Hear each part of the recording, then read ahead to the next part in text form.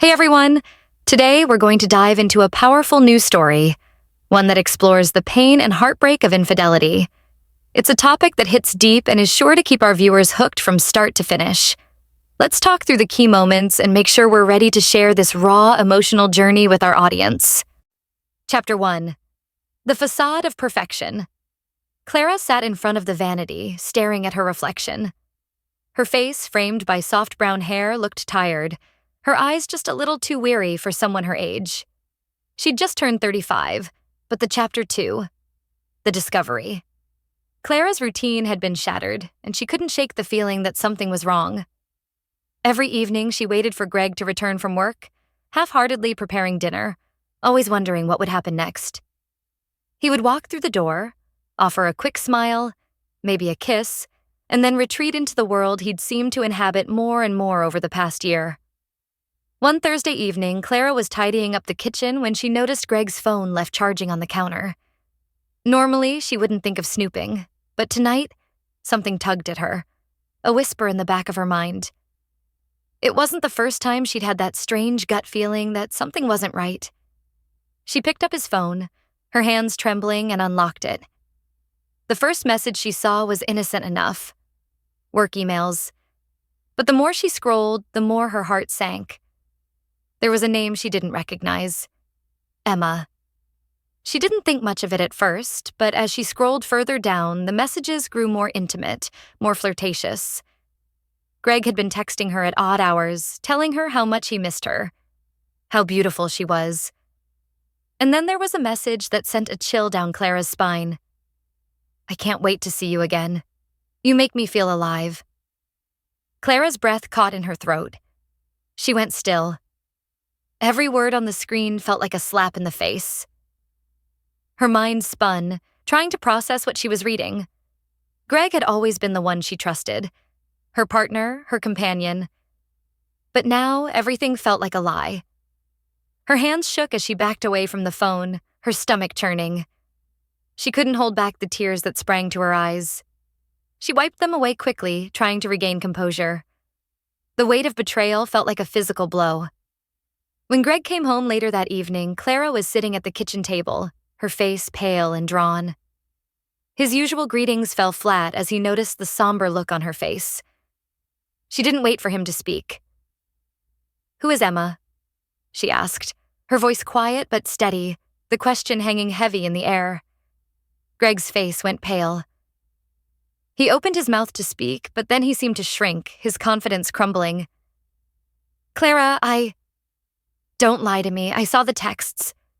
She interrupted, her voice breaking, the sting of betrayal almost too much to bear. Greg's face flushed with guilt. He sat down, his head dropping.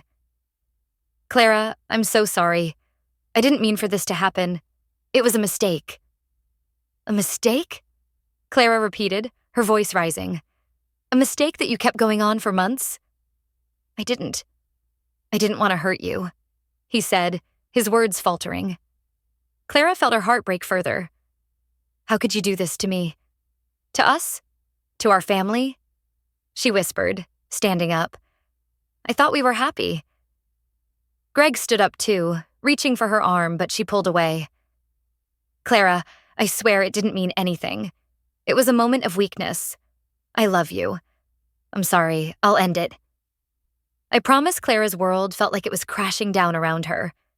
Every word he said sounded empty, hollow. She couldn't tell if he was truly sorry or just sorry he had been caught. The trust they'd built together, shattered in an instant. Chapter 3. The Struggle to Heal. In the days that followed, Clara's mind was a whirlwind. Greg begged her to stay, to work through it, to forgive him. He ended the affair, and he promised to do whatever it took to make things right. But Clara felt like she was living in a fog, moving through the motions of daily life, her heart heavy, her mind racing with questions. Could she forgive him? Could she trust him again? They began couples therapy, something Greg insisted upon. He seemed sincere enough, but there was something off about the way he approached it. He didn't seem to fully grasp the depth of Clara's pain, and she felt like a part of him still didn't understand what it meant to truly break someone's trust. At home, Clara tried to act like everything was normal, for the sake of their children. She smiled through family dinners, helped with homework, and kept up the appearance of a happy, intact family. But inside, she was breaking. She resented Greg for what he had done, and every time she looked at him, she saw the betrayal. The distance between them grew, and Clara's anxiety and insecurity deepened. Every time he was late or didn't answer his phone right away, she felt the familiar sting of panic. She started checking his phone without his knowledge, searching for evidence, as if that would somehow bring her peace. But nothing helped. It only made her feel more miserable.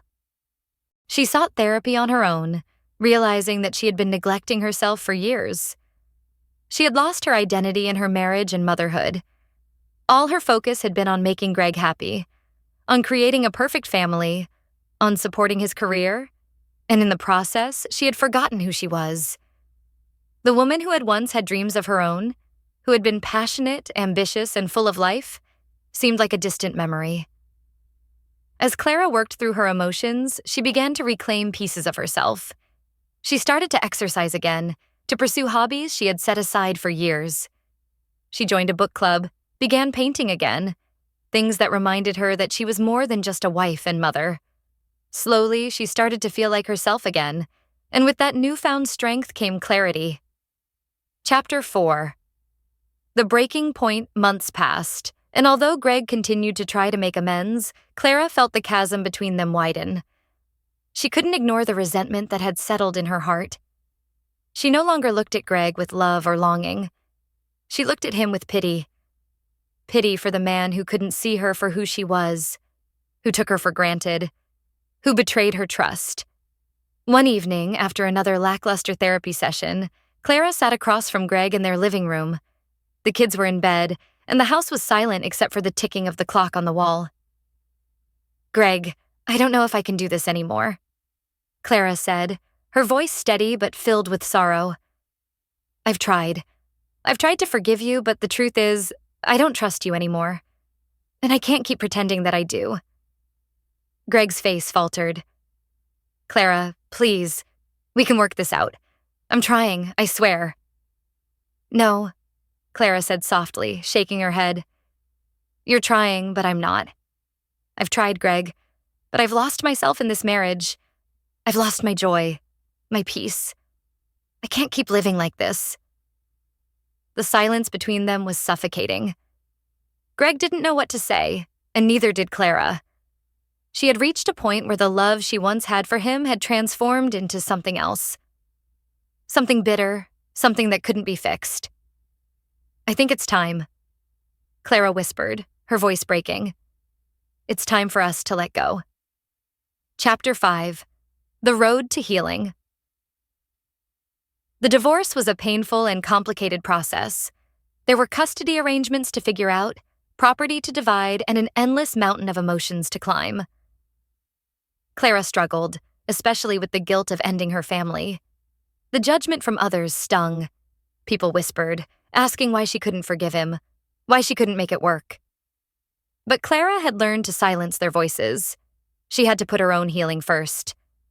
Through therapy and the support of friends, Clara started to rebuild her life. She focused on her career, getting a part-time job, and reconnecting with her passions.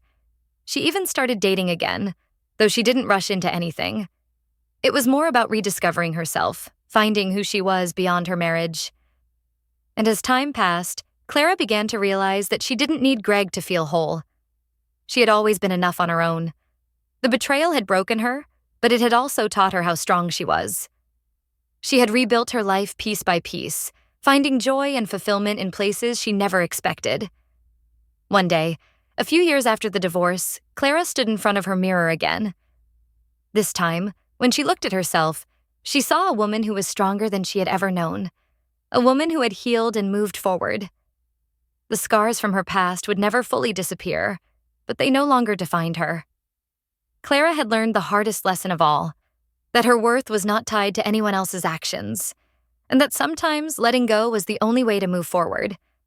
And so, as the sun set on another day, Clara smiled, knowing that she had reclaimed her life, and with it, her happiness.